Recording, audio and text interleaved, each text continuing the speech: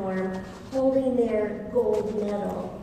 And many times we see them very emotional and breaking down, right? They're not crying because of the moment of getting the medal. They're not thinking about what's around their neck. They're thinking about the stuff they had to go through to get there. The blisters on their hands, the torn ligaments, the many times that they didn't get to do what all their friends got to do because they were in training. I read a story about a gymnast not too long ago, and she was talking about no matter how she felt, she had to go train. She woke up one day with a flu of a temperature of 101 at 5 o'clock in the morning. She still had to go train. Can you imagine, you know the flu, a cold can take you out. Anybody know that? Yes. Can you imagine having to get up at 5 o'clock in the morning, probably cold, dark, early, and still train? That's like you. That's going to work. Calling to be stretched. Ephesians 3:20, we know that scripture very well.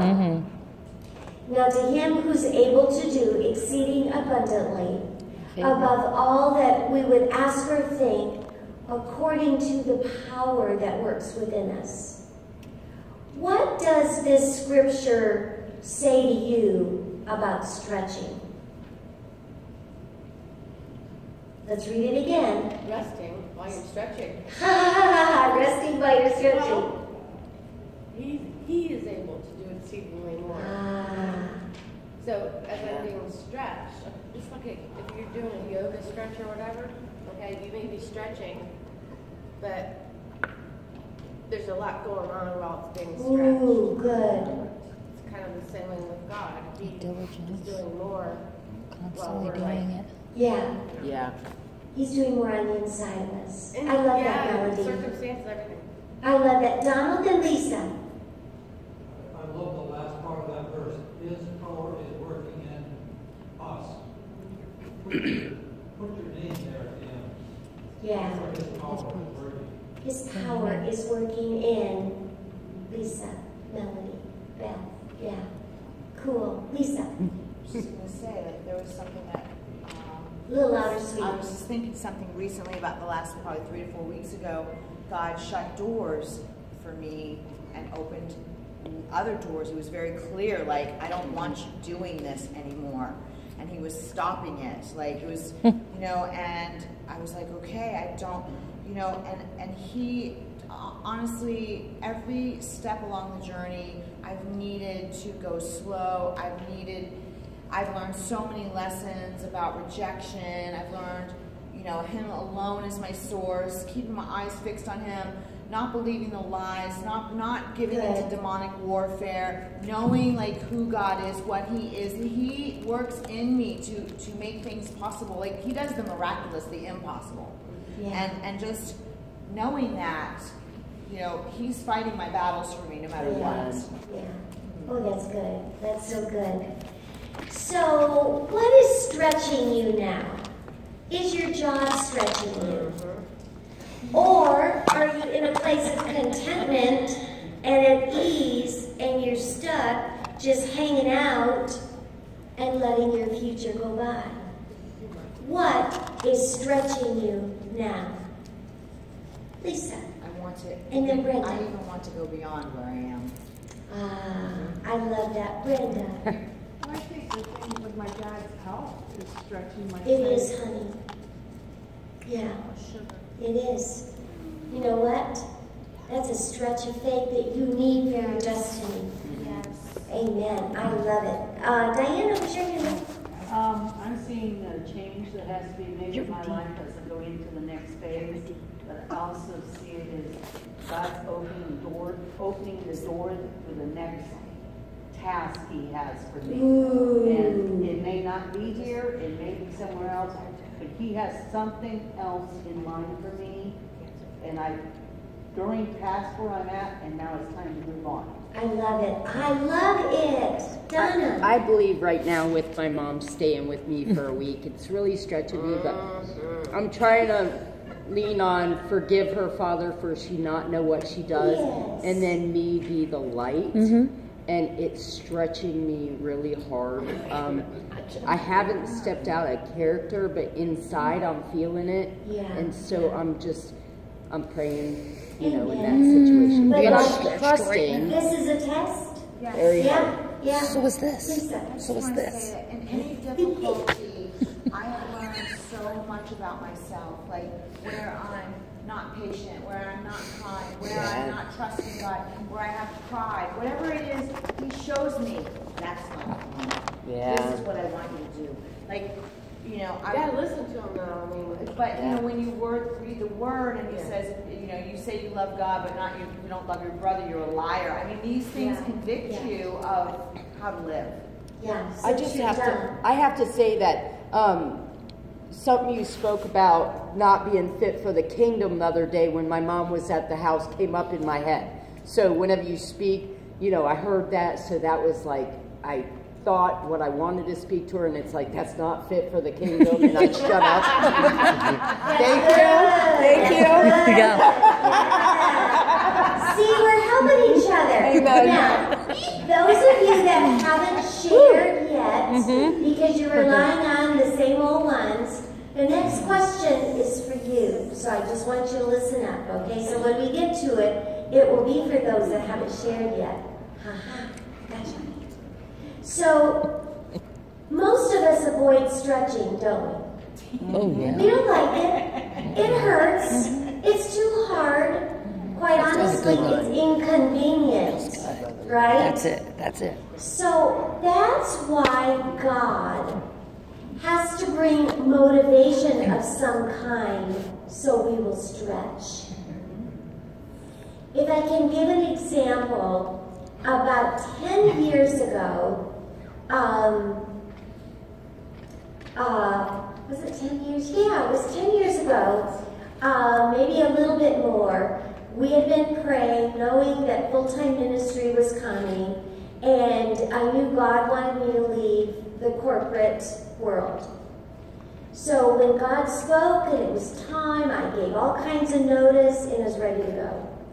Right behind that, Donald got laid off. Now, we were making some good money. We were making 6 figures, 2 BMWs. Yeah, life was good. Now, we loved Jesus and we were working hard for Jesus on the weekend, but we wanted more, and God wanted more of us. But we didn't expect both of us to be out of work. You know what that means for income? 0. Can I say that again? 0. Because Donald had been in IT, in technology, but his company didn't keep up with the latest technology. So now his skills were antiquated. He couldn't get a job anywhere.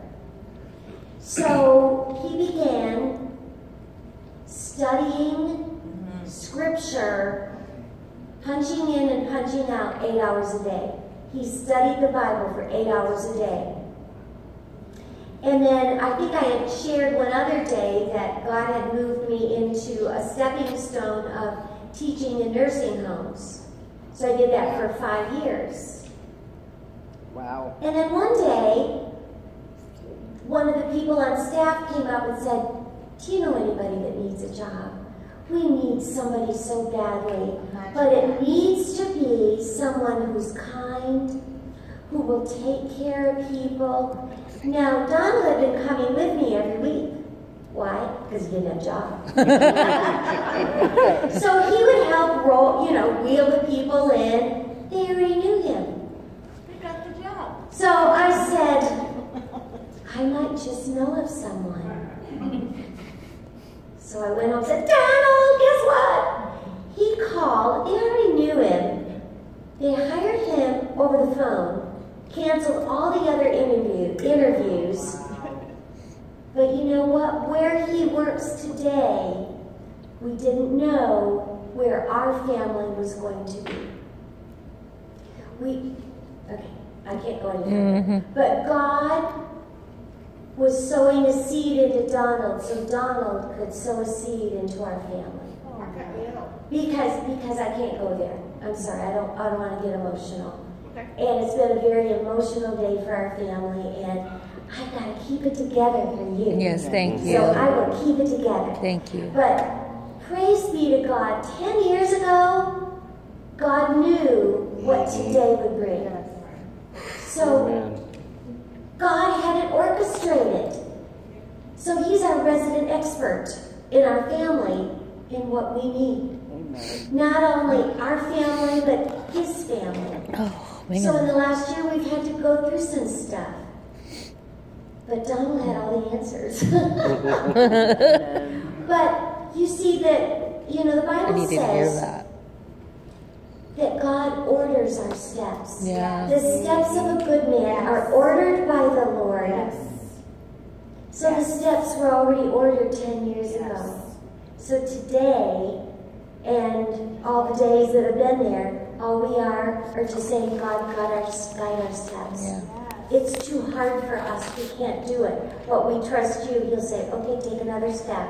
So we'd say, okay, check. All right, we made it through that. We take another step. Wow, we did it again. And then today was a giant leap. And God showed up. Lisa. I just want to say that, like, when you talk about humble beginnings, it's true that if you can't be trusted with the little things, you won't be trusted with more. And what God wants to see is you're faithful with little things, Yes. Yeah. so you will be faithful with much. Oh, yes, that's the word of God. We won't stretch naturally, right? We won't just do that because, I love to be stretched. Brenda, do you love to be stretched? No. We did, bye, sweetheart. Mwah. Good job to you. So, this is what God does. And I already gave you the example of our life. So, God will open doors. He'll also close the doors. Brenda. I know, honey. Go ahead and rubber. A little over a year ago when I had my last and final relapse, and I hit my knees and I asked God to help me. He told me to get out of his way. And I told my sister today, I said, thank God, I'm clean today. Amen. Yes. That I could be an adult today for my mom. Amen. Yes. Did you hear that? Yes. Thank God she's Yes. clean today. And I'm going to use your language so she can be an adult for her family. Amen. And not only an adult, but she's being a rock and she is being Jesus. Yes. That's right. To her. You are. Yes, you are. You are. Those are tears of love, and your mommy and daddy know that. But God won't intervene if we don't want him to. He'll be a gentleman. So as we try to pound down our own doors, when we're slamming doors shut that God wants open, and we're rebelling and want to do our own thing and pushing and shoving, he will let us. He loves us that much not to be a dictator, but a loving God who said, you have a will of your own to make your choices. He will let us miss the exceeding abundantly above all that we would ask or think, even though that is his best. Now, can I tell you, we are vulnerable when we're stretching. Mm-hmm. Let's talk about that a little bit. Mm-hmm. You know those rubber bands on your sheet? Mm-hmm. If we stretch them long and hard enough, what happens? Break. They break. And the same thing is true when we are being stretched in our God-given destiny. We are vulnerable when we are preparing for the dream, walking in the dream. The dream is going to make us stretch. So we are vulnerable. We are in a vulnerable state. So when we are that vulnerable, and when we are stretching, what is the best thing for us to help us at that time? Be in the Word. Spend time with God. Be in the Word. What else? Worship. Worship. Praise and worship. Be still. Christina. Having good boundaries with everyone around you, that way you don't Thank you. become like, it's like you struggle with dependency and things like that, like keeping your boundaries, because when you're trying to stretch and you're trying to take things on, you might catch yourself people pleasing or trying too hard or getting outside of what you're really supposed to be doing. So it's always good to like keep good boundaries, you know? Amen. She said a mouthful, didn't she? Yeah. You know, she's little back there, very quiet, but boy, when she speaks, it's a power punch. That was awesome. Thank you, Christina. Yeah, thank you, sweetheart. I want Millie. to ask a question when everything that you said, everybody said really, when you're getting stretched. What was your question again? When you're The getting question was, when we're being stretched and we are vulnerable, what's the best thing for us at that Okay, time? everybody gave all these ideas. Yeah, Okay? yeah. What if you don't feel, not necessarily feel, but you want to do it?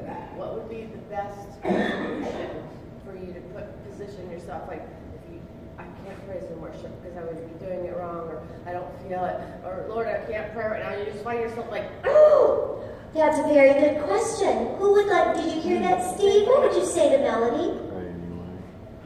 Someone struggled with it for a very long time. what do you say? What'd you say? I struggled with that for a very long time. Like, am I doing this right? Am I praying right? Or doing this and that? Oh, I realized it's just recently too, and I said this last week. All of a sudden I realized that God's goodness and His grace and His love overcomes all of that. He's going to accept you as long as you come to Him. That's it. Yeah. So like, but it took me really, really long to trust that, and I found I kind of started to trust that the more I got into the Word, and I started to find these promises from what He really thinks about me. Because I struggled my whole life about what does God really think about me? Does He love me? Does He hate me? Because I know what I'm going through here right now on earth, and it's a lot of suffering. It feels like. So I'm like, God, He's not holding out here, and God's no respecter of time either. So it can be a while sometimes, but in the meantime, I think we see things, and a lot of it was just that He loves me. He loves you. I love that. I love that. Thanks. Steve, thank you. Diana, what do you want to say to Melody? We're helping Melody out, so I'm coming around, Linda. One of the things I would say is when you're feeling that desperation, is reach out to a fellow believer.